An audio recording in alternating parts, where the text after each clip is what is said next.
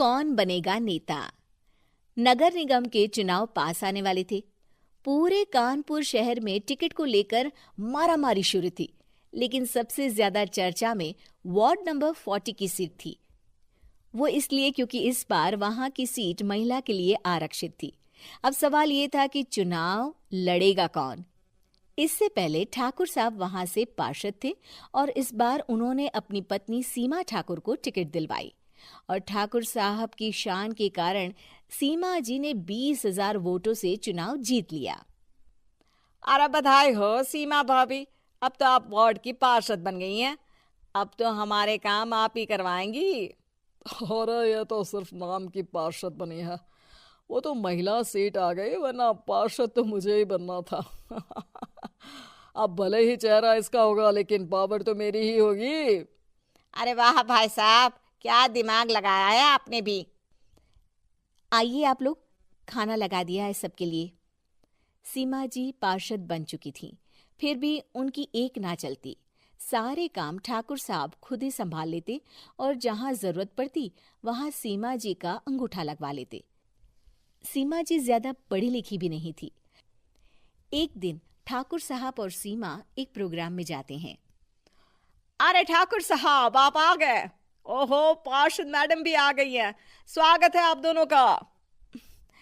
लगता है हमारे पार्षद फंड का सही इस्तेमाल हो रहा है। चलिए अब उद्घाटन करते हैं। ये लीजिए ठाकुर साहब कैची, आप ही सबसे पहले प्रवेश कीजिए। सब लोग आगे निकल जाते हैं और सीमा जी पार्षद होने के बावजूद भी पीछे खड़ी रह जाती हैं। वो देखती हैं कि वेलकम बोर्ड पर उनका नाम है, लेकिन महिला होने के कारण कोई उनका सम्मान नहीं कर रहा। अगले दिन एक आदमी उनके घर आता है।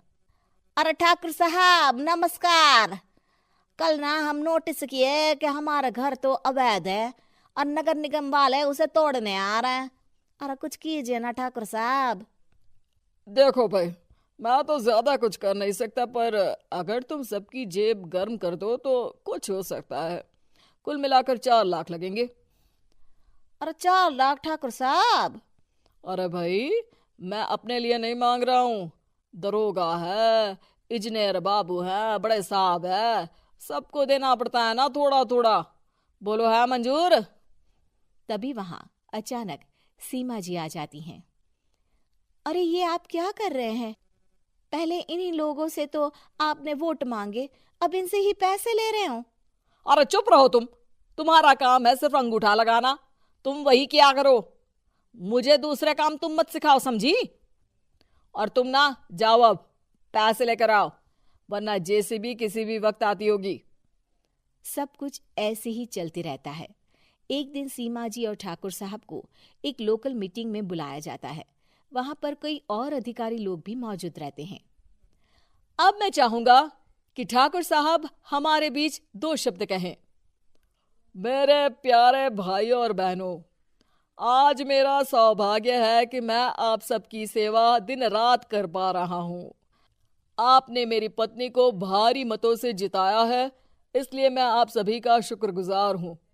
मैं आप सबसे वादा करता हूँ कि हमेशा की तरह हमारे वार्ड में किसी को कोई तकलीफ नहीं आने दूंगा। सभी लोग तालियां बजाने लगते हैं। अब मैं माननीय पार्षद मैडम को स्टेज पे बुलाना चाहूंगा। अपने नाम को बुलाया सुनकर सीमा जी एकदम चौंक जाती है। उन्हें बिल्कुल उम्मीद नहीं थी कि इतनी बड़ी जगह उन्हें मंच पर बुलाया जाएगा। जैसे तैसे वो मंच पर चढ़ती हैं। ऊपर जाते ही सीमा जी को सारी पुरानी बातें याद आ जाती हैं कि किस तरह उनके पति उन्हें कभी भी आगे बढ़ने नहीं देते और उनके नाम से गलत काम करते हैं। वो बोलने लगती हैं। मैं आपके वार्ड की पार्षद सीमा हूं। आप में से बहुत कम लोग ही मुझे जानते होंगे, क्योंकि इससे पहले मुझे कभी ऐसा मौका ही नहीं मिला। सारे मौके मेरे पार्षद पति यानी आपके ठाकुर साहब ही लेते रहे, लेकिन आज ये मौका मुझे मिला है तो मैं इसे ऐसे ही नहीं जाने दूंगी। मैं आपको ये बताना चाहती हूँ कि आपके ठाकुर साहब मेरे नाम की आड़ में गैर कानूनी काम करते हैं, जिस पर अंगूठों के निशान मेरे होते थे। इसीलिए मैं अपनी गलती मानती हूँ और आज अपने पद से इस्तीफा देती हूँ, ताकि आगे से कोई गलत काम ना हो पाए। अब फैसला आप सबके हाथ में है कि आप हमें क्या सजा देना चाहते हैं।